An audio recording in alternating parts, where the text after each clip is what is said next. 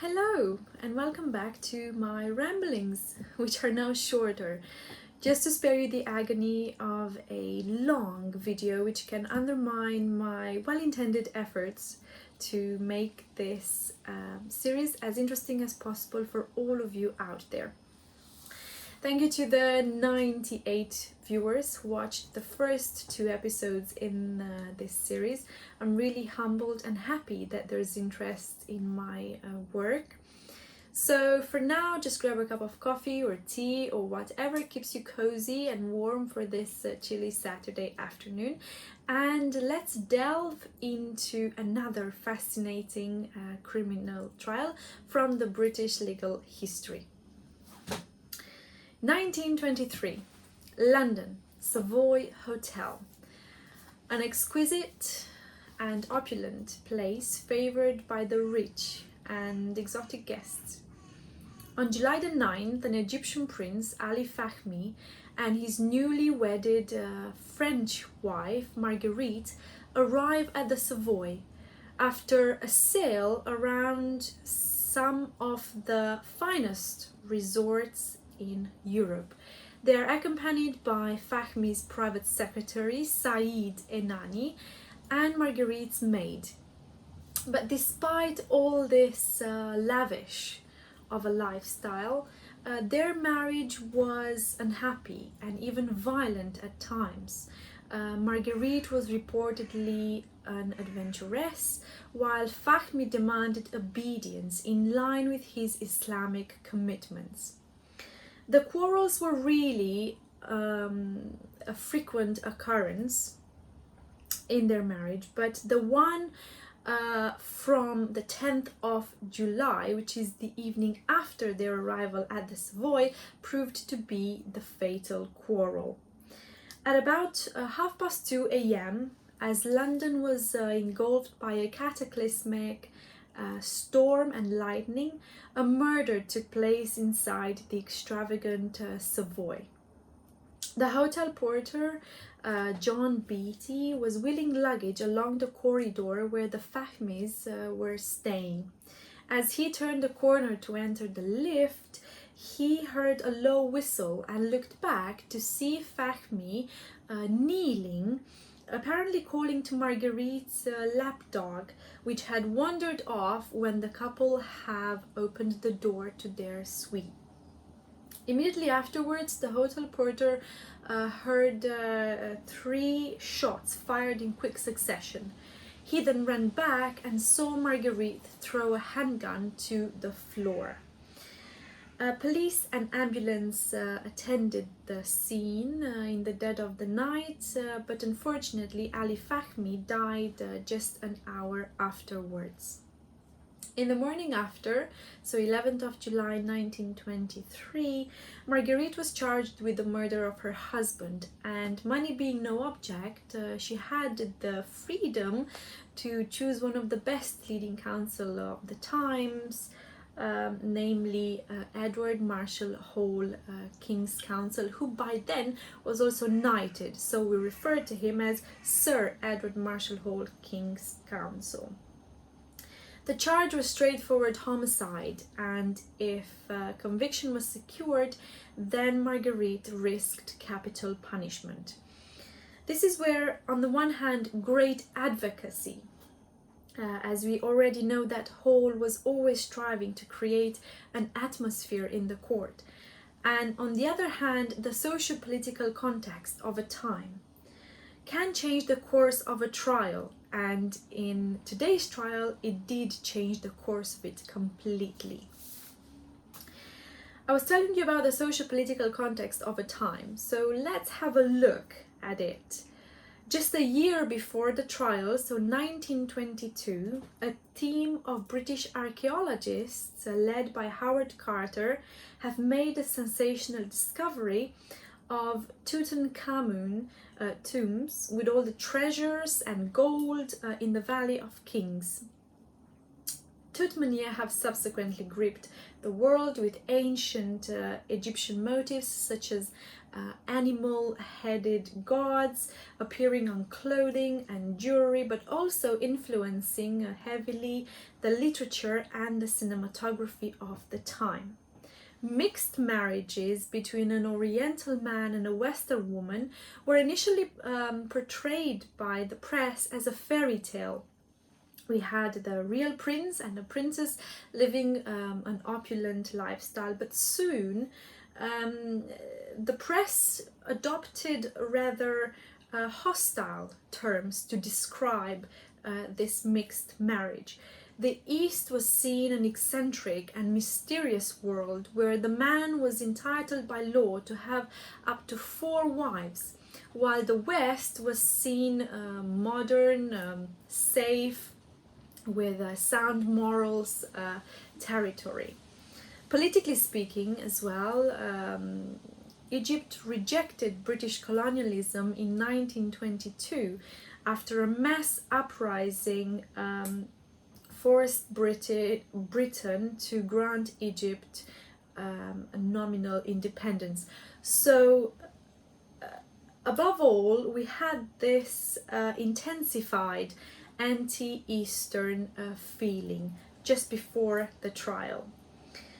So in light of this mentality, Marguerite's lawyers swiftly put together a narrative of the vulnerable woman mistreated by her beast of a husband as the basis for her answer to the charge of the murder.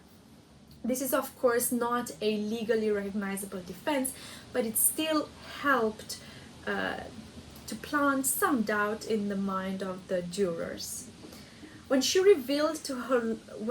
also revealed to her lawyers that her husband forced her into unnatural intercourse and that as a result she must have a minor operation, the narrative was complete. We had female subjugation, perverted man cruelty, and a terrific advocate to make these sound credible and to some extent justifiable in front of a jury. As expected, the first day of the trial sparked great interest outside the Old Bailey, but also inside court number 1. The advocates, all wig, gown and formality, were marching into the court.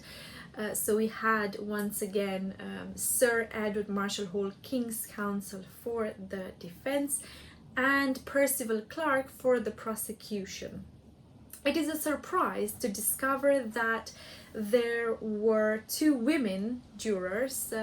By then the law has changed to allow women to form part of a jury, provided they were over 30 and they met certain property qualifications.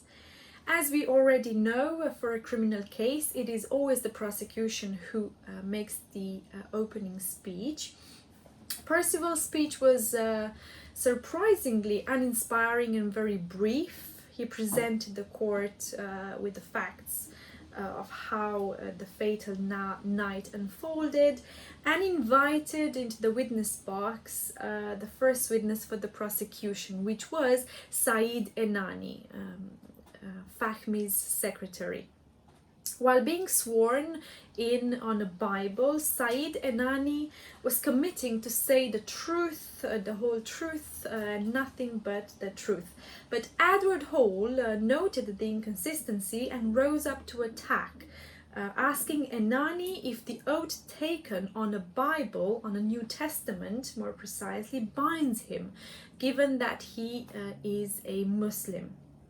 This was a sly attempt to stir up racial prejudices in the courtroom, but it actually worked because it was reported that a male juror inquired himself whether the oath taken on the New Testament really binds a Muslim. Enani innocently replied, "We do not swear in our country on books. We swear on the name of the Almighty God only." What was clear in cross-examination of Enani was that Hall used him as a springboard from which to do as much damage as possible to the reputation of the victim. So in the end, Hall managed to successfully portray Fahmy as a man of vicious sexual appetite who forced his wife to participate in unnatural intercourse, and if disobeyed, he would resort to violence, manipulation, and abuse.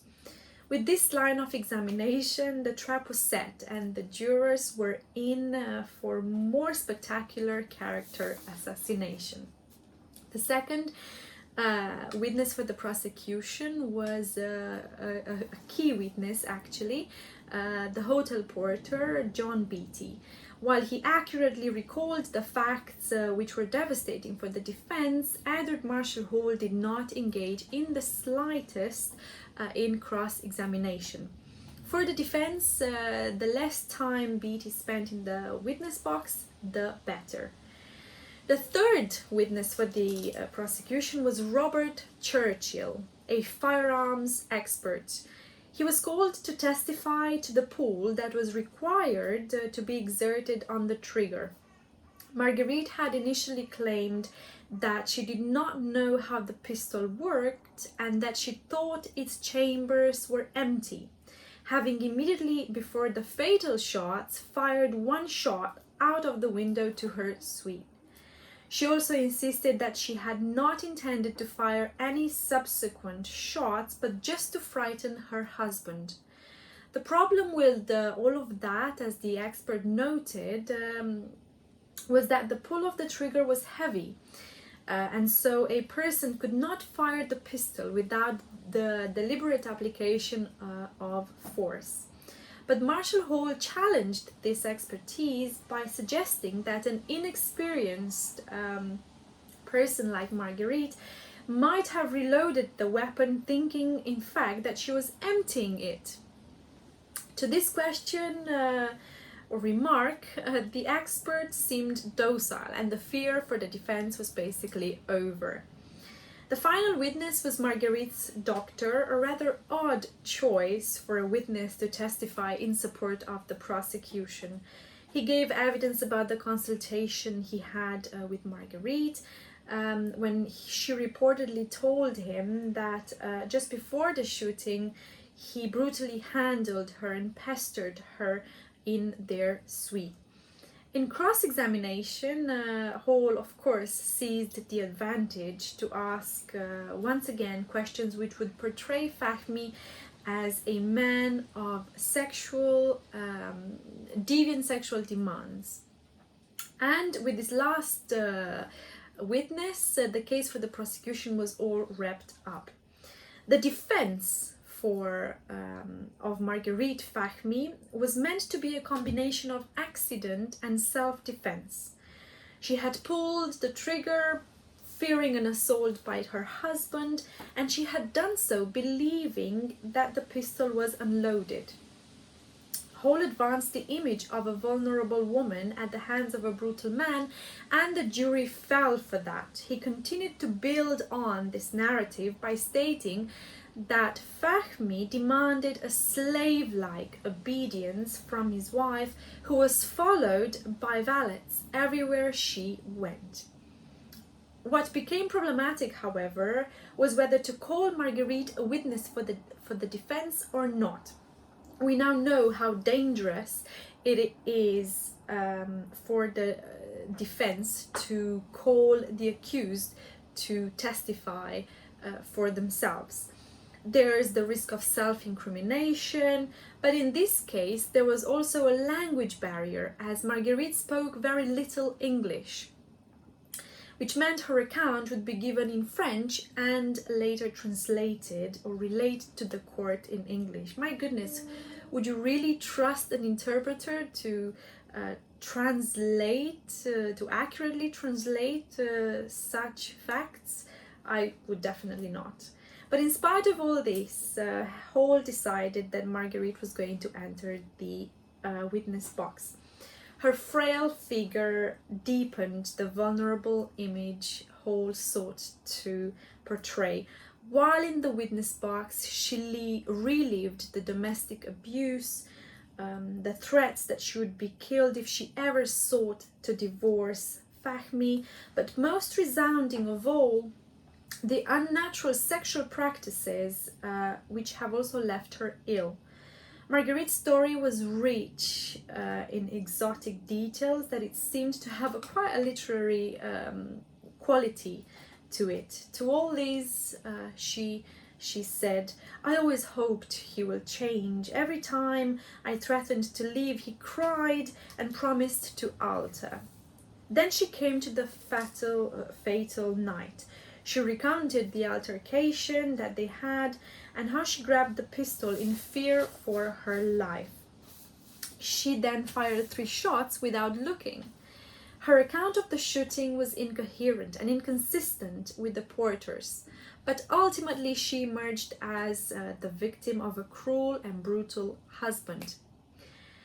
As he stood up to give his closing speech for the defense, Hall faced the jury to put across his sharp rhetoric. And I'll have to read this out because it's fascinating. Madame Fahmy made one mistake, possibly the greatest mistake a woman can make. A woman of the West married to an Oriental. Picture this woman, inveigled into Egypt by false pretenses. At first, everything is honey and roses. But the curse of this case is the Eastern feeling of possession of women. He was entitled by law to 4 wives, which to us Western people with our ideas of women is unintelligible. He had also developed abnormal tendencies and he never treated Marguerite normally. For the short-lived marriage, she was abused, beaten, degraded. In the heat of it all, and in sheer depression, she grabbed the pistol, and to her horror, the thing went off. The message was clear. Marguerite was a victim of an Oriental husband who, having brutalized a Western woman, had basically deserved to die. It goes without saying, of course, that in today's society it's impossible to say anything remotely comparable in a criminal court. To do so would most certainly risk disbarment or professional disgrace. But times and mentalities were different a century ago. As you may expect, the jury returned a not guilty verdict, while the crowds outside the Old Bailey and inside the court number 1 broke into thunderous applause. Here's yet another example of how the past and the context of a time can influence and even change the course of a trial. The defense of Marguerite has further influenced the English literature and culture. The Orient is still viewed with a mixture of fascination and horror. The image of the Eastern man, cruel and sexually masterful, provided, even back then, still provides today, some rich material for the fiction and the cinema. There's one influential book who was actually used by Edward Hall in his closing speech, and that is Belladonna. I would really love to hear some movies or series which have this motive of Oriental versus Western. So if you could comment them in the comment box, I would really be happy to watch them, read them. Thank you again for your time, and see you next time. Bye bye.